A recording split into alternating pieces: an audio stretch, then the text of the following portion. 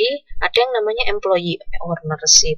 Jadi manajer itu harus membangun kepemilikan dari rasa kepemilikan sebuah perusahaan di dalam tiap-tiap karyawannya. Jadi kalau karyawannya itu punya ada rasa seperti memiliki sebuah perusahaan itu, maka dia itu bakal lebih terpacu untuk menyelesaikan tugasnya, dan bahkan mungkin lebih melebihi dari standar tugas yang dibebankan ke dia, seperti itu. Kemudian juga ada Henry Fayol.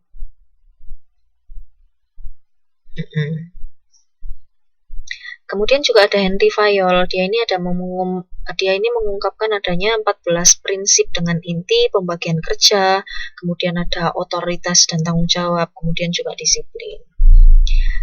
Oh ya, ini kan waktunya udah mepet ya, udah mau jam 11. Saya langsung ini ya, ngebut ya. Nanti kalau misalnya ada yang kurang jelas langsung ditanyakan di Facebook juga bisa. Kemudian yang berikutnya adalah dari James D. Mooney. Dia ini menjelaskan tentang kaidah untuk menetapkan organisasi manajemen, yaitu yang terpenting harus adanya koordinasi, kemudian adalah prinsip skalar, terus habis itu prinsip fungsional, prinsip staff. Itu semua yang membangun organisasi manajemen. Nah, kemudian yang terakhir di dalam teori manajemen klasik ini juga ada tokoh yang bernama Chester E. Barnard yang mengemukakan bahwa pengadaan sumber daya ini penting demi mencapai tujuan. Dan dia juga mengemukakan tentang teori penerimaan pada wewenang.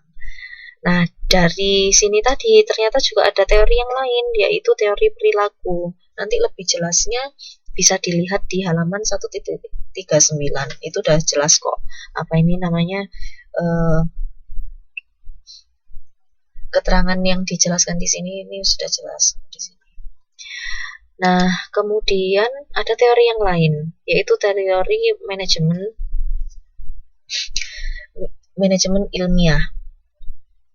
Yang mana di sini ini yang terkenal tokohnya yang pertama adalah Frederick Winslow Taylor tahun 1800-an sampai 1900-an.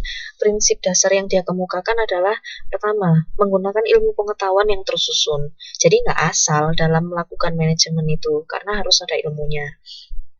Kemudian yang kedua adalah mengusahakan keharmonisan dalam kelompok. Yang ketiga, mencapai kerjasama manusia. Jadi tetap kerjasama ini harus dibangun di dalam sebuah organisasi atau perusahaan.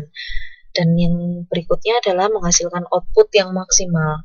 Jadi tetap ini ya, tetap berorientasi pada output juga ya. Dan yang terakhir adalah mengembangkan semua pekerja sampai taraf setinggi-tingginya untuk kesejahteraan maksimum mereka dan perusahaan. Jadi manajer di sini tuh harus tahu bahwa kapasitas perusahaan yang dia tempati dan juga kapasitas dari karyawannya itu seberapa. Kalau misalnya kapasitasnya itu tronton gitu ya, kita ibaratkan sebagai tronton, ya itu harus dimaksimalkan, semuanya harus diisi satu tronton itu. Jangan sampai kapasitasnya itu 1 tronton tapi cuma diisi 1 pickup gitu, ya rugi gitu. Nah, ini yang dimaksud di sini gitu.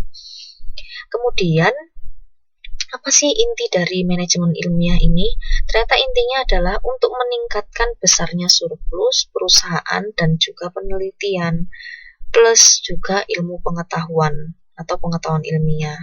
Nah, alat-alatnya untuk melaksanakan ini atau bertindak secara ilmiah ini tadi itu apa saja? Ternyata ada beberapa, yaitu pertama standar kerja berdasarkan gerak dan waktu, kemudian upah untuk merangsang kinerja dari karyawan, kemudian ada supervisi fungsional, terus juga ada perencanaan dengan tabel dan lain-lain ya, bukan cuma tabel aja.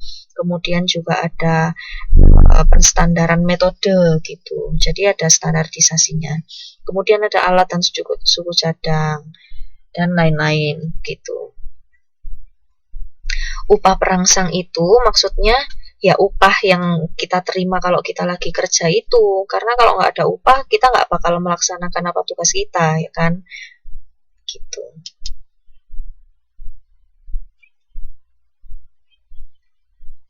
Nah, kemudian masih dalam manajemen ilmiah, ini juga kita mengenal yang namanya Henry L. Gantt.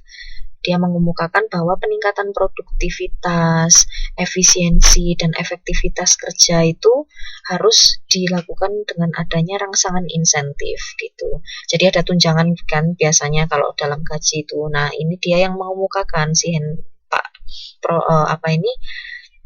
Henry ini tadi yang mengemukakan adanya insentif, dan inilah yang menjadi cikal bakal PERT atau Program Evaluation and Review Technique. Ahli yang berikutnya adalah Frank and Lillian Gilbert. Dia ini mengemukakan bahwa di dalam manajemen ini lebih baik seorang manajer itu mampu mengurangi gerakan yang tidak perlu.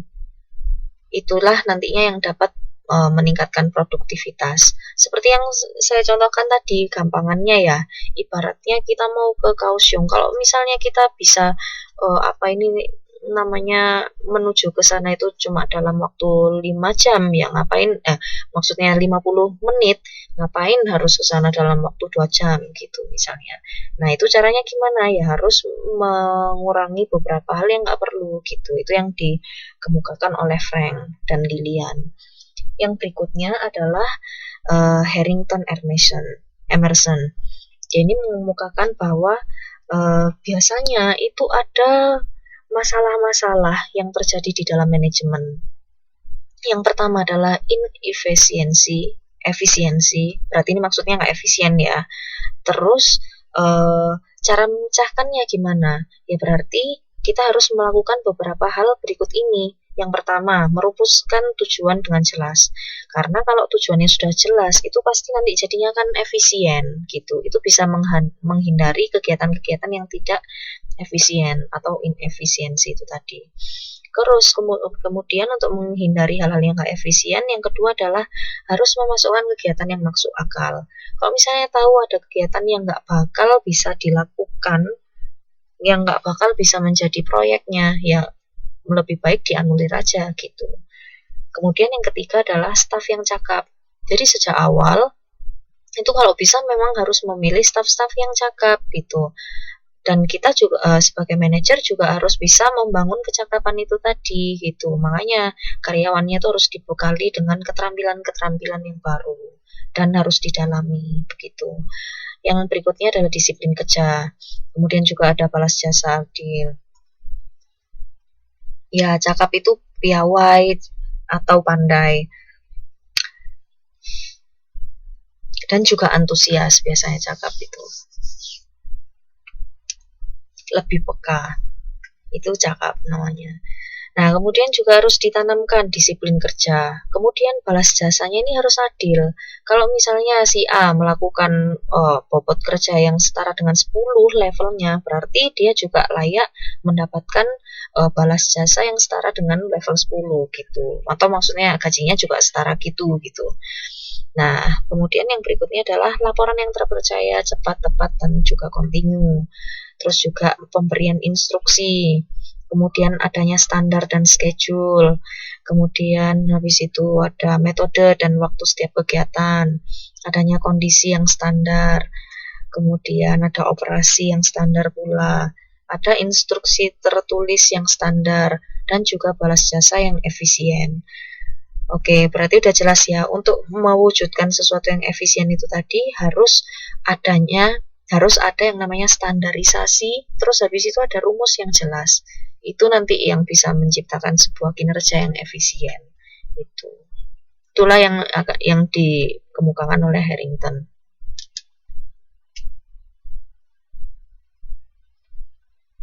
Instruksi yang standar itu maksudnya ada standarnya, Mbak. Gitu. Jadi instruksi itu nggak angker, nggak asal menginstruksikan A, B, C, D, E gitu aja, tapi ada dasarnya gitu.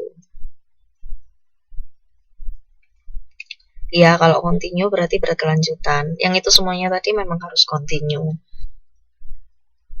Nah, kemudian yang ketiga ini kita juga mengenal adanya hubungan manusia.